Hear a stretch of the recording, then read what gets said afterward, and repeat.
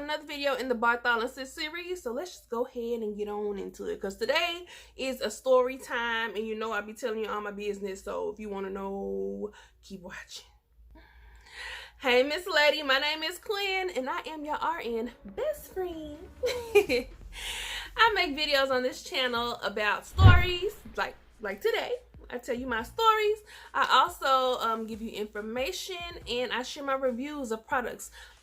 This whole channel is all about feminine wellness, all about feminine wellness on the inside and out. If you're interested in that, of course, please, you know I want you to like and subscribe to this video. We'll go ahead and get into the story time, like now. This story started back when I was in high school, which was, it was a little minute ago. That's the very first time that I discovered that I had a Bartholin cyst. I thought I had an STD. I thought I was literally like laying eggs, like eggs was coming up out of the skin of my vagina. It was horrible.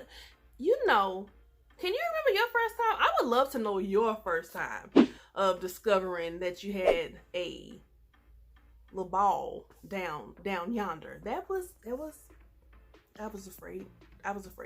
But anyway, this story though, I'm going to tell you about the time that I actually had it popped. I say the time I had it popped. It was actually a decision that I made to go ahead and have it surgically opened, drained, all that stuff. I'm gonna tell you what I felt about it at the end. So let me just get into the story. But yeah, so first discovered I had in high school, and it would come and go, come and go. The doctor had told me that it would come and go, come and go. She wasn't lying. All throughout my life, it would come and go, come and go. You know, I tried to figure out what would cause it. I do know stress. Stress definitely does cause it. Not necessarily infections or anything like that, because even though it comes and goes, most of the time it doesn't bother me, like, at all. I just kind of feel it. I know what's going on. Sometimes I don't even feel it, and it comes and it goes, and it's different sizes too. Do you experience that? Like, sometimes it's smaller, sometimes it's larger, which is just kind of crazy to me. So yeah, most of the time it doesn't bother me, and when it doesn't bother me, I don't do nothing. I don't typically do nothing about it. Sometimes I do, but most of the time, no. So this story starts a couple of years ago, and I had noticed that I had, you know, that it was there. It was there, and all right. So I'm just going on about my daily, you know. I was in a relationship at the time. All my normal activities went on as they, you know, they did. You know what I'm saying? You know what I'm saying. Our activities, the boyfriend, girlfriend activities, all went on just like normal. Everything was good, which I've never even had a problem with that when my sister was present. I've been kind of fortunate, I think. So anyways, woke up one day, and it was like, overnight, this thing was mad. It was red. It was hurting. It was mad. it was. That's the only way I can describe it to make it clear that, I mean, I was hurting. I had never been bothered by my Bartholin cyst like I was this time here. I was just, it was so bad. It was so bad. Like, literally, I was in tears. So, of course, I called the doctor. And, of course, I can't get in on the same day. And, of course, he didn't want to just write me an order for some antibiotics or something. When you're a nurse, you kind of be like, look, I know this is what I need. Just go ahead and do it. But sometimes they do. Sometimes they don't. You know, I guess they don't. I don't know. But anyways, so it was the end of the week. Wait a minute, it was like days later. I don't know. It was the end of the week. Because I don't know a specific day. Definitely days later, when I could actually get in. And I'm telling you, I have been doing my normal. I have been doing my cyst bath and stuff. I have been doing all the stuff that I usually do. Now I use Pred. I didn't know about that then, though. And now I don't know everything. Okay? Yes, I'm a nurse and I've been one a long time, but that don't mean I know everything. I just want to say that. But I do like to share with you what I do know for sure. That's all. That came from the comments that you sometimes get when people just be like, you don't know this and that and that. Yeah. Anyway, so I got in, went in. He looks at it and he was like, yeah, this thing. Not only was it like the typical, like the gland was swole right here at the opening of the vaginal canal, but mine was so angry that it had went down and made like a trail inside of my vagina. Do you hear me though? But you don't hear me though. But you don't hear me though. That's why it hurt me so bad. It was literally a trail. I was just swole all up inside. Just swole all up inside. He was like, look, I can give you some antibiotics, but I really think the thing that you're going to need to do is have it incised. That means cut open and have it drained. My doctor, when I first realized what was going on, back when I was in high school, had told me, like, don't do that because it's still going to come back. Like, never do that. That was she said.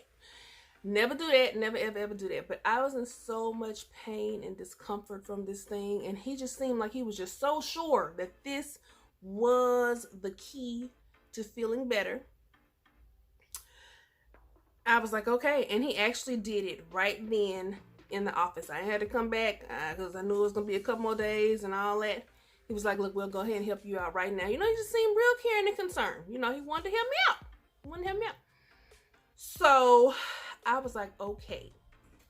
Went in there, had to undress. Y'all know I had to be, excuse me. Y'all know I had to be in a whole lot of pain if you already red, inflamed, swollen, hurting bad, to say, yes, go ahead and cut it open. You know what I'm saying? And even the whole numbing situation. Yes, they numb you, but the numbing, you're sticking needles in my vagina. That in itself, on top of the fact that I was already red and inflamed, girl, it was not a good day for me. So, went ahead and got me, it's like, yeah, we can go ahead and do it, give me preps. I was just like, I just gotta have some relief. So I went ahead, got undressed, you know. It's kind of the same situation as when you're getting a pap or a pelvic. You lay back like that right there in the thing. Lay back, the nurse was like, you know, he gonna come in here, she laying the stuff out, it's gonna be real quick, and easy, and you just gonna be so relieved. You're just gonna be so relieved. So, lay back, he comes in there, and they start the numbing process. And I wasn't numb. It took more than the average numbing. I wasn't getting numb. And then, oh my goodness, y'all, you're already inflamed. Again, just imagine it. Already, if you've experienced this, let me know how you did. Already inflamed. You sticking needles in me down there. Finally, when I finally did get numb enough, I was already tortured. But anywho, so went ahead, he cut it, he drained it, and then I could feel, you know, you can feel the pressure even when you're numb. So I could feel him like literally squeezing, and then he's like drawing his finger inside of my vagina to squeeze all the stuff out or whatever. And he was even saying, he was like, this is so much. And I'm like, could it possibly be anything else? He was like, well, we'll go ahead and take a culture or whatever and send it off to see if you have any infection or whatever, and go ahead and put you on some antibiotics. Excuse me, anyway, because I'm doing all this cutting and opening you up and all that stuff right there. So anyway, came back. I didn't have no infection or nothing like that, but I did take the antibiotics once I, you know, of course, went home and stuff.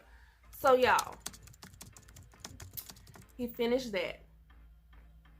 I had to leave out of there wearing a pad. It was full of pus. Even after I laid there and he like got most of it out, it was just so much that I like soaked a pad with blood and pus and mucus and all the stuff. So it was like I was on my period for a few days behind that. Plus, when the numbing medicine wore off, I was hurt. hurt. I was hurt. I literally could not engage in those sexual activities, y'all. I'm in anguish, and then you know. So, I ain't gonna do that no more. If the antibiotics don't get it, we gonna have to take some more of them. I don't know, but I ain't gonna do that no more, because that hurt, and it was not worth it. It was not worth it.